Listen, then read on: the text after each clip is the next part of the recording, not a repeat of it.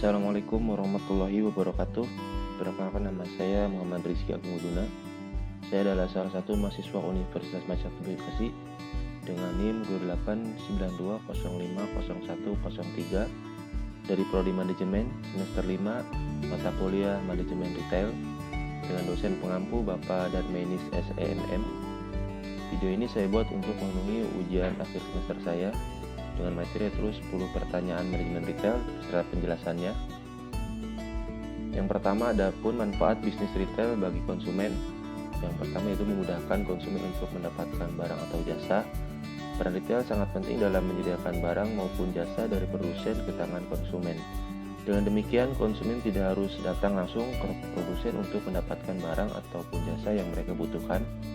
Kedua, produsen dan retail ikut merasakan keuntungannya. Secara finansial, keberadaan retail dapat menguntungkan produsen maupun grosir.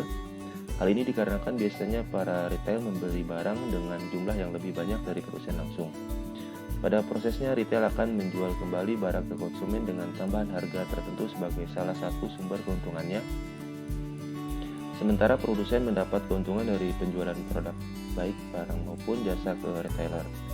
Ketiga, menjadi tempat konsumen memenuhi kebutuhannya.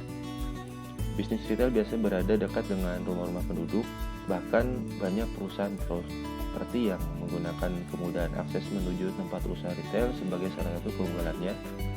Hal ini dikarenakan usaha retail umumnya menyediakan produk-produk MFCG atau Fast Moving Consumer Goods yang selalu dibutuhkan untuk kehidupan sehari-hari. Sifatnya yang cepat habis pun membuat orang-orang harus membelinya lagi dan lagi. Tidak heran jika bisnis retail selalu dijadikan tempat rujukan bagi para konsumen untuk memenuhi kebutuhan sehari-hari. Karena melalui retail atau eceran, produsen mendapatkan informasi berharga tentang produknya. Biasanya informasi tentang bentuk, rasa, daya tahan produk maupun harga. Kemudian ada peranan nanostore bagi masyarakat dan negara. Nanostore di Indonesia merupakan salah satu bisnis yang memiliki peranan penting dalam peningkatan lapangan kerja dan ekonomi Indonesia. Selain itu, Nanostore merupakan unit-unit bisnis yang jumlahnya ribuan di Indonesia, bisnis dalam lapangan.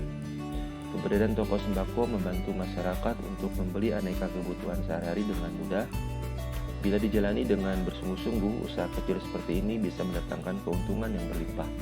Karena yang dijual adalah kebutuhan sehari-hari, maka perputaran modal terjadi dengan sangat cepat. Besarnya jumlah retail tersebut menunjukkan pentingnya peranan retail dalam menunjang aktivitas perekonomian serta dalam pemenuhan kebutuhan konsumen, baik di lingkungan masyarakat dan negara. Kemudian, pemerintah juga melakukan upaya untuk menjaga dan mendukung keberhasilan serta keberlangsungan usaha retail melalui insentif fiskal yang telah diberikan. Pemerintah memberikan insentif PPh 21, PPh 22 impor, PPh pasal 25, restitusi PPN dan PPN ditanggung pemerintah atau DTP atas jasa sewa. Apalagi pada tahun lalu adanya wabah COVID-19, bahwa strategi pengendalian COVID-19 merupakan prasyarat utama untuk mempercepat pemulihan ekonomi negara. Selanjutnya, perbedaan retail modern dan dengan retail tradisional. Retail modern yaitu pemilihan lokasi sangat diperhatikan, potensi pembeli diprediksi dan terus dievaluasi, jenis barang dagangan terfokus dan disesuaikan dengan target pasar, seleksi merek barang dagangan ketat, pemajangan produk pada rak terbuka sehingga pelanggan bisa melihat, memilih, bahkan mencoba produk terlebih dahulu sebelum memutuskan untuk membeli, harga jual sudah tetap atau fixed price, sehingga tidak ada proses tawar-menawar dan adanya sistem swalayan atau pelayanan mandiri, ketat melakukan seleksi terhadap pemasok, penjualan dicatat dan dipelajari, keuntungan per produk dievaluasi untuk menetapkan strategi bauran retail, penjualan serta secara tunai atau dengan kartu kredit, sangat memperhatikan efisiensi, arus kas sangat terencana, keuangan terpisah jelas dengan keuangan keluarga, pengembangan bisnis terencana. Adapun retail tradisional yaitu kurang memilih lokasi dan lokasi tidak terlalu luas, sistem pengelolaan atau manajemennya masih sederhana, tidak memperhitungkan potensi pembeli, tidak menawarkan kenyamanan berbelanja dan masih ada proses tawar-menawar harga dengan pedagang. Setelah produk yang dijual tidak dipajang secara terbuka sehingga pelanggan tidak mengetahui apakah toko retail memiliki barang yang dicari atau tidak, kurang memperhatikan memasok, pencatatan penjualan sangat sederhana, jenis barang dagang tidak terarah, tidak ada seleksi merek, melayani utang, kurang memperhatikan efisiensi, arus kas tidak terencana, keuangan tercampur dengan keuangan keluarga, keuntungan per produk tidak dievaluasi, kemudian pengembangan bisnis tidak terencana. Selanjutnya ada pun peran pemerintah dalam bisnis retail. Pemerintah berperan sebagai pengawas dan penetap harga rata-rata perekonomian. Sektor perdagangan retail berperan sebagai pendukung sektor usaha mikro kecil dan menengah atau UMKM dalam memasarkan produksinya. Banyak pelaku UMKM mengandalkan pusat perbelanjaan dalam memasarkan produknya. Terlebih di masa pandemi pada tahun lalu, dalam situasi kontraksi ekonomi ini, peran retail cukup strategis dalam meningkatkan konsumsi masyarakat. Pemerintah telah memberikan berbagai macam stimulasi untuk memulihkan perekonomian, khususnya bagi para pelaku UMKM. Berharap banyak UMKM di Indonesia dapat masuk ke dalam mata rantai sektor perdagangan retail. Pemerintah juga telah mempersiapkan upaya peningkatan daya saing UMKM dalam lingkup jangka panjang. Upaya ini diwujudkan melalui penyusunan RUU Cipta Kerja Klaster Kemudahan, Perlindungan dan Pemberdayaan Koperasi dan UMKM serta peraturan pelaksanaannya. Kemudian, kenapa manajemen retail perlu memperhatikan budaya masyarakat? Karena faktor budaya yang mempengaruhi paling luas dan mendalam terhadap perilaku konsumen yang akan berdampak pada dunia retail.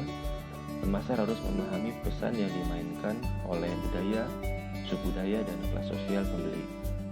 Kebudayaan merupakan faktor penentu yang paling dasar dari keinginan dan perilaku seseorang. Bila makhluk-makhluk lainnya bertindak melalui naluri, maka perilaku manusia umumnya dipelajari. Kemudian faktor budaya pun sangat mempengaruhi minat belanja masyarakat, yaitu merupakan salah satu strategi dalam mencapai tujuan. Seperti suasana toko yang bagus, sangat rapi, disertai dengan yang mungkin murotal, nasyid, dan lain-lain, sehingga konsumen terasa nyaman dan mudah dalam berbelanja. Teknik promosi yang sangat baik sehingga konsumen tertarik dalam berbelanja. Produk yang dijual sangat baik dan berkualitas, serta pelayanan pada yang dirasakan sudah sangat baik karena pelayanan sangat ramah dan sopan santun. Pemasaran selalu berusaha menemukan perubahan budaya untuk menemukan produk baru yang mungkin diinginkan orang. Seperti contohnya yaitu perusahaan yang bergerak dalam bidang jasa atau bank mengeluarkan produk yang semakin memudahkan nasabahnya, salah satunya yaitu produk mobile banking yang mulai bermunculan bahkan pada perbankan syariah. Selanjutnya pengertian selling dan contohnya dalam toko retail. Selling yaitu adalah sebuah penjualan kegiatan bertransaksi yang melibatkan uang sebagai alat tukar. Istilah ini lebih sering kita dengar ketika berkaitan dengan bisnis. Bahkan fenomena selling sering ditemukan pada kehidupan sehari-hari. Contohnya ketika sedang berbelanja di pasar, membeli barang online, dan sebagainya. Adapun contohnya itu yang pertama toko eceran seperti Alfamart yang merekrut sumber daya manusia untuk menawarkan produk mereka langsung ke konsumen saat membayar di meja kasir. SDM di meja kasir akan menjelaskan produk yang menarik dan sekiranya sesuai kebutuhan konsumen. Misalnya saat konsumen membeli diapers, maka kasir bisa melakukan produk tisu basah. Yang kedua, penjualan door to door. Sales produk yang menunjukkan berkunjung dari pintu ke pintu warga untuk menawarkan produk jualan mereka, seperti sales panci yang berkunjung dari rumah satu ke rumah lain dan bahkan melakukan demo masak, sehingga mereka bisa meyakinkan konsumen untuk membeli produk meskipun harga produknya tidak murah. Kemudian ada pun pengertian sales promotion pada toko retail. Secara sederhana, sales promotion adalah salah satu dari banyaknya jenis marketing yang digunakan oleh para pelaku bisnis untuk mempromosikan atau mengenalkan produk mereka kepada target konsumen. Para pelaku bisnis biasanya menggunakan strategi ini untuk meningkatkan minat pembeli terhadap suatu produk pada waktu-waktu tertentu dan umumnya terdapat batas waktu yang diberikan. Selain itu, strategi ini berguna untuk meningkatkan penjualan, menghabiskan stok-stok barang lama, dan sebagai brand awareness dari produk yang baru. Sales promotion juga berguna untuk menarik perhatian konsumen, terutama ketika terjadinya persaingan yang ketat dengan kompetitor yang bergerak pada bidang dan produk yang sama. Adapun faktor-faktor internal yang menjadi penentu keberhasilan seorang penjual, pertama yaitu memiliki pengetahuan tentang usaha tentunya.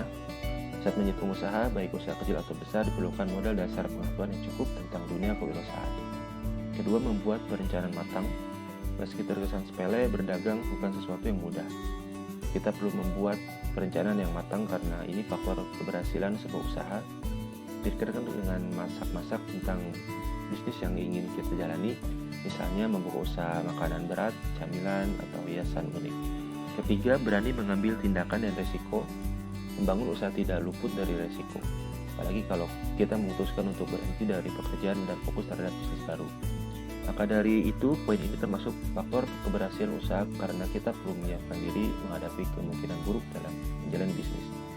Keempat, manfaatkan peluang dengan baik. Setiap langkah yang kita jalani pasti menemukan tantangan yang terkadang membuat nyali ciut, padahal kalau melihat dari sisi lain, kita bisa menemukan peluang dari rintangan yang sedang ada di hadapan. Saat memanfaatkan peluang, pastikan berada dalam satu tujuan dengan usaha yang sedang kita jalani. Sebagai contoh, penjualan sedang menurun, kemudian ada teman yang menawarkan untuk promosi lewat sosial media. Kelima, mengetahui cara promosi yang tepat. Promosi yang tepat itu ikut menentukan keberhasilan sebuah usaha.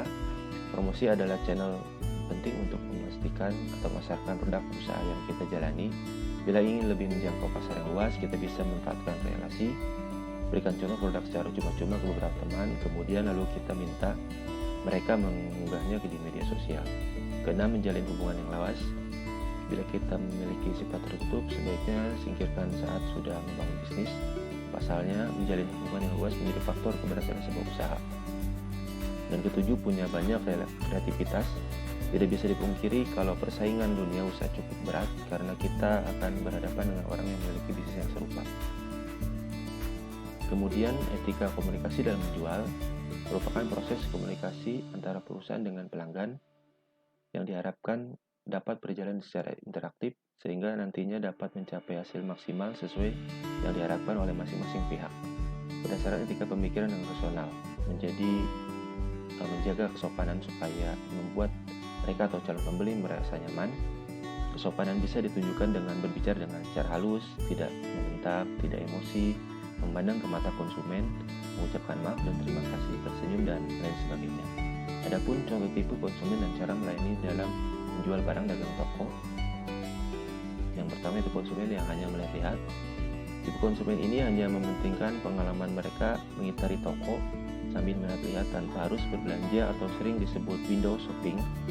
Namun bukan tidak mungkin konsumen yang seperti ini melakukan pembelian.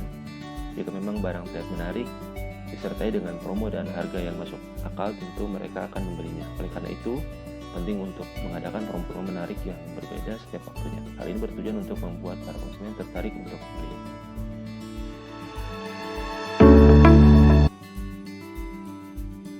Selanjutnya, tipe konsumen yang mencari diskon. Tipe konsumen yang satu ini biasanya mencari promo sebesar-besarnya dan paling menguntungkan. Untuk menarik jenis pelanggan yang satu ini, kita harus pintar merancang promo. Selain menurunkan harga alias diskon, kita juga bisa menggunakan metode bundling package. Misalnya, beli 2 produk jadi lebih murah atau pembelian minimal 3 barang untuk mendapatkan reward. Kita juga bisa memanfaatkan metode cashback dengan e-wallet untuk menarik konsumen. Dan selanjutnya ada konsumen loyal. Konsumen ini sudah melakukan pembelian berkali-kali karena sudah percaya dengan brand atau toko kita. Untuk mempertahankan konsumen tipe ini, kita harus menerapkan strategi retensi pelanggan. Misalnya dengan mengadakan program loyalty atau reward setiap jumlah pembelanjaan tertentu. Dengan menjadi pelanggan tetap, biasanya tipe konsumen ini juga lebih mudah diminta untuk mengisi beragam survei dan pertanyaan. Kita bisa memanfaatkan kesempatan ini untuk mengetahui saran dan feedback dari pelanggan terkait produk dan promosi bisnis kita selama ini. Hanya itu video dari saya. Kurang dan lebihnya saya mohon maaf. Wassalamualaikum warahmatullahi wabarakatuh.